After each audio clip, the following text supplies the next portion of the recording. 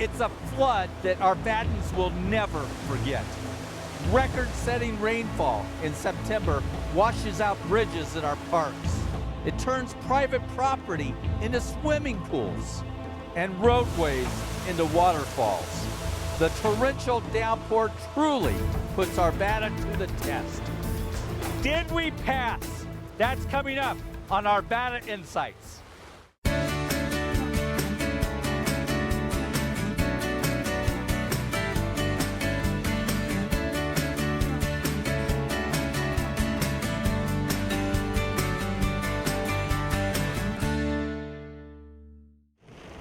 Ralston Creek was raging, especially here in Arvada Central Park, right in the middle of the floodplain.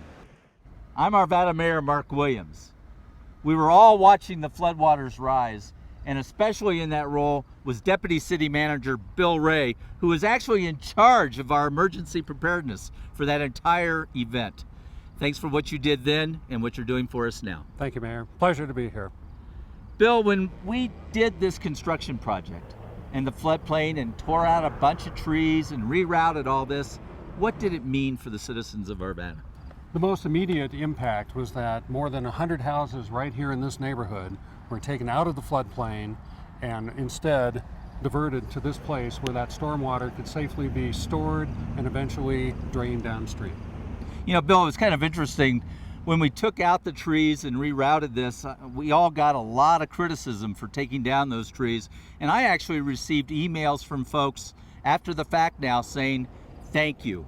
Now I understand why you took out those trees, why you've spent this money on this project, and how you have literally kept our houses dry. So I think we can feel very proud about that. Absolutely. Well, this is just the latest in a whole series of improvements that, as you'll recall, 10 years ago with the Van Bibber project in terms of continuing to make properties safer and safer for all of our citizens. That is a process that has been ongoing and continues to this day and into the future. Now, Bill, we've had some issues with regard to our water quality as a result of this storm, and I know there was a lot of mud that washed into our pre-treatment plant. How did we address that issue? Well, through a lot of ingenuity with our water treatment operators who saw a very almost catastrophic situation. Just by way of comparison, there's dirt normally in the raw water that we treat, 7 parts per million, 9 parts per million. There was at one point on the morning of the 13th when there was more than 2,200 parts per million that was coming in. It was really overwhelming our capacity to be able to pre-treat and treat our water. They were able to safely close down that intake, sustain the city by the reservoirs that we had in our storage tanks, and then work cooperatively with the state and really use a lot of ingenuity and creativity in how we could reconfigure the operations of the plant to be able to continue to provide potable water to our citizens. Bill, it's my understanding that we were within about 90 minutes of having to go to a boil water situation. Is that true? 1 foot left. Oh my goodness. Our people out there and the people overseeing them, such as yourself, did a terrific job to make the impact upon the citizens as little as possible. Well, there were some things that were unavoidable. As we all know, there was certainly an earthy taste in the water, but the good news is that at all times the water was completely safe to meet, met all applicable state and health and federal safety and health standards, and really continued to provide that basic commodity of life to all of our people.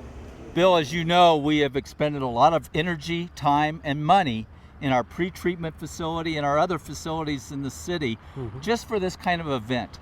How did that help us this go round? Well, clearly the fact that we had a pre-treatment facility really took a load off of our main treatment facilities themselves. And that was tremendous in being able to deal with the severity of this event.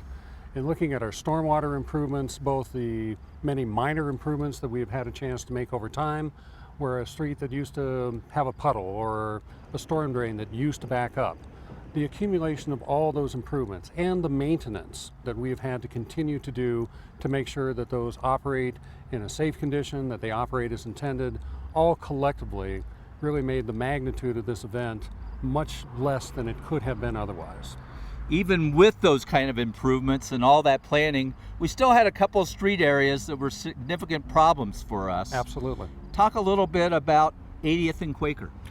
Well, clearly the first major issue we had to deal with was both the street and the water line that washed out at that point, which really caused us to go into a number of backup plans that we had, both from rerouting traffic to being able to reconfigure our water system so that the Light and Rock subdivision and parts of the Candela subdivisions continued to have safe potable water, fire flow pressures, all the things that we expect as basic health and safety considerations. So the work that our streets crews did, that our fleet crews did in terms of backing them up to make sure that vehicles were always safely operating, to our police facilities that were able to make sure that our emergency personnel were there, to the rollout of our engineers to be able to look at a new design that would be able to safely reconfigure that street and that water main were all critical to being able to make sure is that we weathered ourselves through the storm. We also experienced a significant shutdown on a road that's not technically ours, Indiana Street, between 72nd and 80th. Indeed. What was the problem there? Well, the problem is that we had a tremendous amount of water in a very short time. As you will recall, about 2002, we worked in cooperation with urban drainage to build a large detention dam, the Leiden Detention Dam, just to the west of Indiana Street, or State Highway 72. But for the first time since that was constructed, that water overtopped. And as a result of that is that it literally overwhelmed downstream, including washing out Indiana Street and putting another of our water lines in danger in terms of it was threatening to break it. And we came up with a very effective solution of simply placing concrete jersey barriers on the downstream side to ensure that that water line would maintain its integrity. That was great planning. Westwood's golf course suffered very significant damage, and at one point, one of the restroom facilities was under 3 feet of water. What kind of work had to go on to get that taken care of? Well, of course, first we had to let the floodwaters go down, but remarkably, the design that we did was such that the actual cleanup did take a couple of days, but the overall structure and the facilities there weathered the storm perfectly. As you know, in the larger sense, is that every green in the Westwoods golf course was affected.